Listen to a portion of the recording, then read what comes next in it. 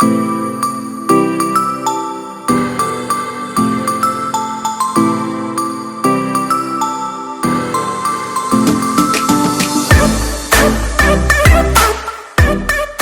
everyone, my name is Sydney Simone. Thank you so much for joining me for College Playground. Today I am joined with Ryan Atkins, a senior at University of Arkansas Pine Bluff, football player. His brothers play football. I've known them since they were kids, from Gary, Indiana, graduated from Maryville. How are you? I'm doing pretty well, doing pretty well. How about yourself? Good, good. So first off, tell me, how is it living in Arkansas? I know growing up in the Midwest is a Uh, little bit different. Everything is pretty much slower than back home, but I like it. It's more warm than it is. It's not as bad as when it snows. So, but the town's still shut down because they're not really used to snow down here. Mhm. But when it snows, it don't really be too bad. It's nothing like back home in Indiana. So like Arkansas, Plum Bluff area, is it like country or like is it country or you know? Actually, it's very similar to Gary, Indiana. Like very Okay. similar. It's just a smaller population, but it's very similar. Okay. Okay. That's how I feel about some parts of Baton Rouge. Is very similar to Gary. Like where I live at, I would say I'm probably in like the Maryville borderline Okay. crown point of where, back home would be.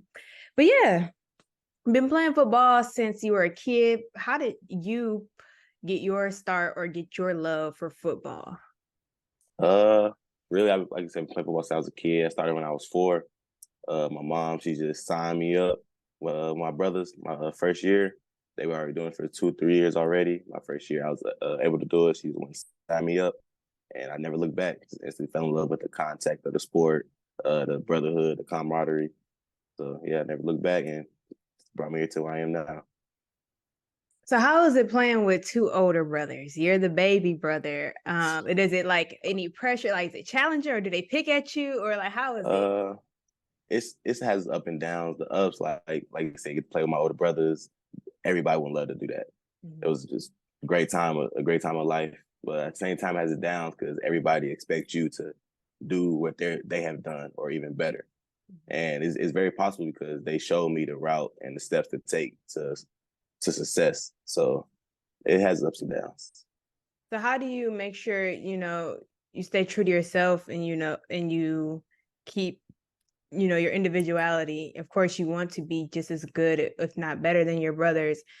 But how do you make sure, you're staying in your own lane, doing, what's best for you as well without like maybe feeling the pressure to be just like them? One way I did that was my brothers. They both played quarterback and receiver when we was younger, and I chose to go play offensive line. So that's a whole different realm, a whole different world of football. So like seeing that they play quarterback and receiver, people look like, oh, yeah, he could probably play quarterback receiver, but at the same time, that's not as like I said, I like the contact of the sport. So that's Mhm. not as much contact at those positions. So when we playing O line, since they didn't do it, then nobody's really looking for me to outdo my brothers or do what they did because they didn't do it. So like what's the conversations like in a house? Do y'all like trash talk or is it like all brotherly Nah, it's love? all brotherly love. It's all brotherly love. A little competition, like when we play video Mhm. games, of course, but like other than that, it's all brotherly love. We just want to better each other every day. So what led you to going to Arkansas, Pine Bluff? It is a Mm, a little bit ways from home, but yeah. Uh I say it starts way, way back when I was a kid. My oldest brother Regan, he went here and we came to drop him off for his first week of school, whatever. Like freshman move in, we came to drop him off. And we was walking through campus, and I told myself, like, just speaking out loud to God, I was like, if I'm ever blessed with the opportunity to come play football here, I'm definitely gonna take it. And then life went on, went to high school, got different offers, but ended up going junior college route to Arizona Western and Garden City Community College. And then after I left JUCO, I told my mom, I was like, Mom, I know like, I'm getting all this interest from like Power Fives and G5s and PWIs and stuff, but I definitely want to be like at HBCU. Like that's what's for me. That's where I want to go. And then months later, I get a phone call from the previous head coach that recruited me, Coach Thomas, gave me an offer. And I remember what I said when I was a kid, and I just stuck to a man of my word and committed here. And you mentioned something going to an HBCU. Why was that so Yes. important to you? Like I said, I went to junior college. I was in Arizona, Yuma, Arizona. So like that, it's not a lot of black people out there. So it's really not a lot of like white people, Mexicans, people like that. But I don't know. I just miss like that home feeling, that like that down south, good eating, stuff like that. Uh, you know what I'm saying? It's like just miss your people, if that makes sense. No, for sure. I definitely get it. Like I've been in the South since I left college as well. So completely different vibe, Definitely. that Southern warm hospitality for sure. So Arkansas Pine Bluff, what's your experience been like there? Coming from a JUCO to a HBCU, a bigger school, bigger platform. Was it as smooth of a transition? I know a lot of people go JUCO for different reasons. Some of them is like, I want to perfect this set of skills and then go big, or I either, want to focus on school and then do this or that. Um, what's your transition period been like for you? Uh, Really, I feel like when I first got to Arkansas Pine Bluff, it was around like COVID time. So like, that was a whole bunch of weird situation for everybody. So I was here for about 2 months and then we all had to leave again.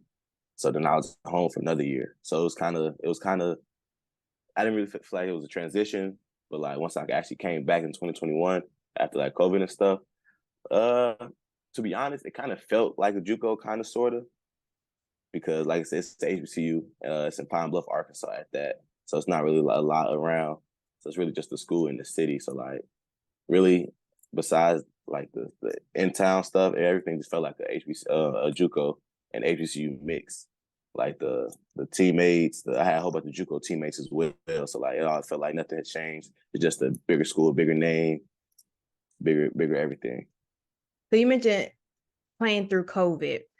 What Yes. was that like, not being able to play games? I'm sure you still worked out um and kept your stayed in shape, but did you ever feel like, okay, this might be the end or this is Um, just a bump in the road type thing? definitely thought during the 2020 year with COVID and all that, I definitely thought that was probably the end of football for me.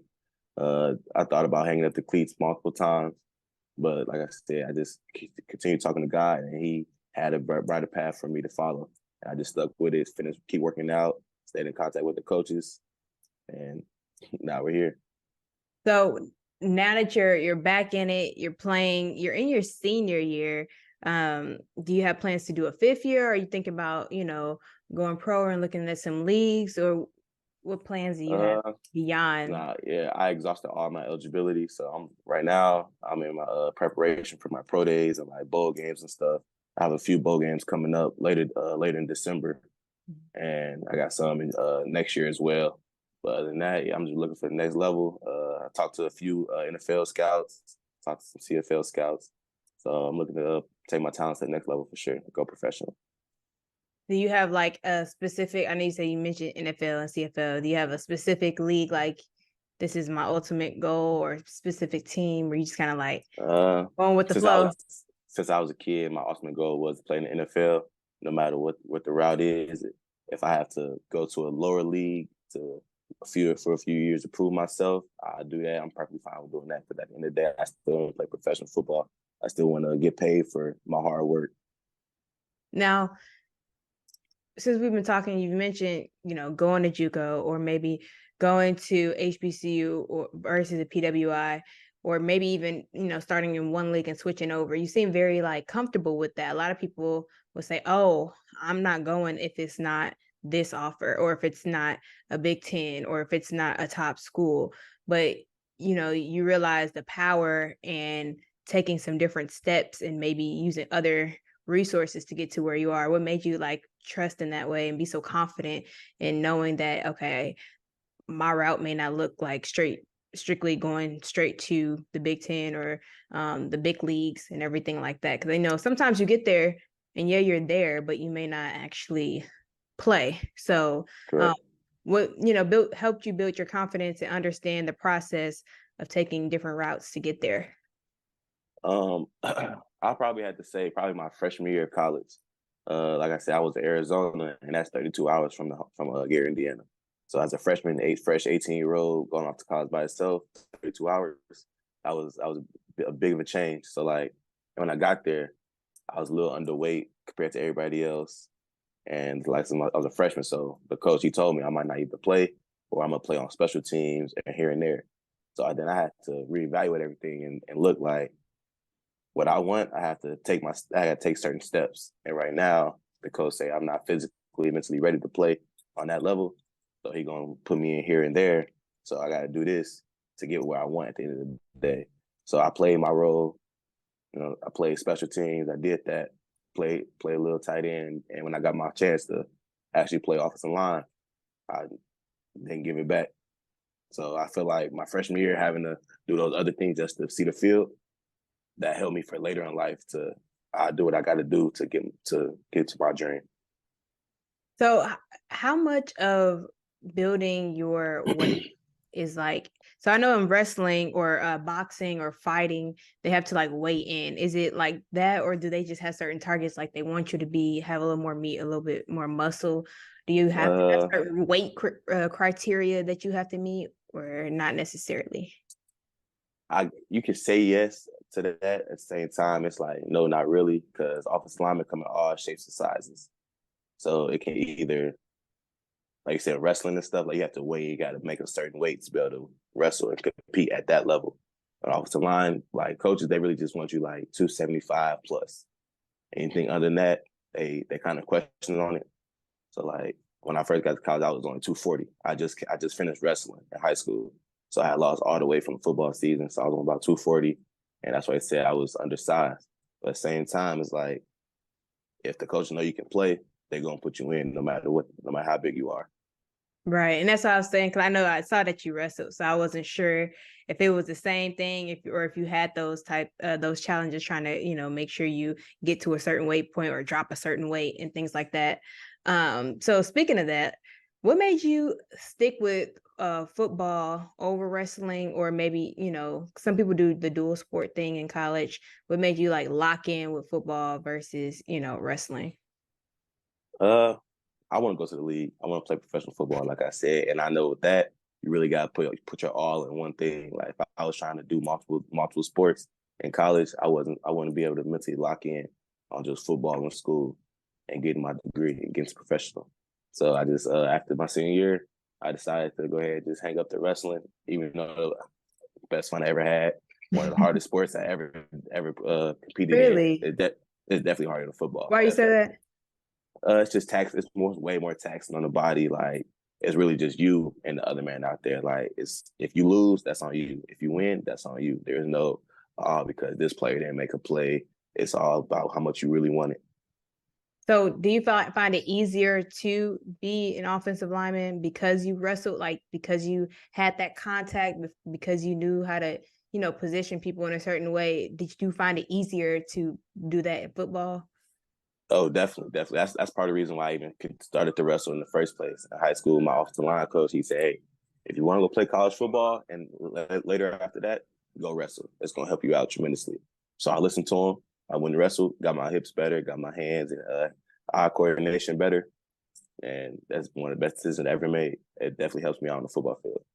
That's what's up. Yeah, I just kind of connected to the two, because a lot of times I personally don't hear a lot of guys that do the football and wrestling combination from a personal standpoint. Everybody's always, pairing it with maybe track or maybe basketball and football, which is cool too. But to think of it from that standpoint is a different perspective, especially for the younger ones who may be listening, different routes to take. So you're in Arkansas Pine Bluff. What are you hoping to get out of the rest of your collegiate time there? I know we talked a lot about football. Do you have any plans, like quote unquote plan B or backup plans in terms of career? I always like to leave people with that. Football is great, don't get me wrong, you have the talent to get there, but it's a industry that isn't always promised per se. So if you could do something outside of football, outside of sports, what would that be?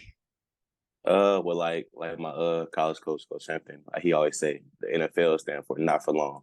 So Mhm. football is only for such amount of point of time. But I feel like after football and my plan B, I definitely want to be like a chef, like Oh, a that's Gordon Ramsay type.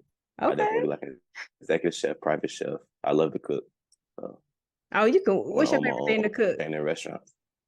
It depends really how I'm feeling. I love to cook some salmon, some baked potato. That's definitely a go-to. Pasta, can never go wrong with some nice little pasta.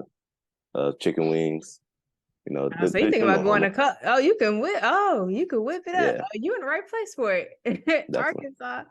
I was actually in. I started working my career in Texarkana, Okay. Shreveport Market. So I spent like a lot of time in Texarkana, Arkansas, and Texarkana, Texas, which not too far from Little Rock. I'm not sure how close that is to there, but definitely some Uh, good cooking. it's really close. I think Texarkana probably like an hour and a half away, and Okay. Little Rock probably like 30 minutes, 45 from me. Oh, so you fairly okay. So you fairly close. So we talked a lot about football. We talked a lot about career. What keeps you motivated? What keeps you inspired? I know you say like you want to make it, but those days where you said you wanted to hang up the cleats at one point, and you said God called you back. But what is it that you do to keep your focus? Is there anything like meditation, reading, praying, music? What keeps you going? Family, because you've been I'll away probably for so say long. yeah, that's definitely true. I probably say family, definitely like my family circle, my mom, my brothers, my wife. We all like they all just pick me up and make sure I keep going. Look, And not wife. Oh, you yeah, I'm slipped married. that in there. Oh, little bro done locked it in. Most definitely. That's what's up. That's what's up. Congrats. I didn't know that. But Thank you, continue. thank I'm you, thank sorry. you. But yeah, they all just continue to pick me up, make sure I keep my head on straight, make sure I see the end goal no matter what. That's what's up. Well, yeah, I know. Family, like I said, I know your older brothers, but I know you guys are like tight knit. Talk about like how important that is for a young kid, somebody that maybe come behind you to find that support system, especially if they're considering leaving outside of their hometown for the first time and just really relying on that backbone and that structure to, keep you saying. Because I've heard of, unfortunately, some situations of athletes committing suicide and things like that. So talk about the importance of just having some type of foundation and some support. Oh, definitely, definitely. I even go as far as say it's not even just like your family, like my high school teammate that I play football with. I Mhm. still talk to them on a regular basis. Like they probably push me even more, like because they know how much I wanted. They see me in practice and stuff. So like every day, every weekend for a game, they give me a call. Hey, this is what we prayed about. This is what we cried about. Like this the time is now. Like go get it. So I tell the young kids like even though like your family and everybody in your household are gonna push you, it's good to have those friends that you didn't been through it with before and that know your dream and that seen you struggle and that want to see you do better. So like it's like I said, keep your friends close. Uh, always keep your circle closer. Your circle don't got to be too big because I only got about 5 or 6 real close friends from high school, and that's all I need. And that part, that part. Now, what is on your playlist? Like when you're getting in the zone, you're getting game ready. What are you listening to? What artists? What songs? I listen to a lot of different music. Probably start off with like probably like some King Von.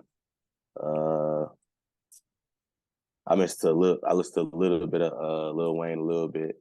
But really, like before I hit the field, like the last probably 10 to 15 songs I listen to, probably be like a Tamla Man, like a Kirk Franklin, something like to ease me and relax my body and my mind before I actually hit the field.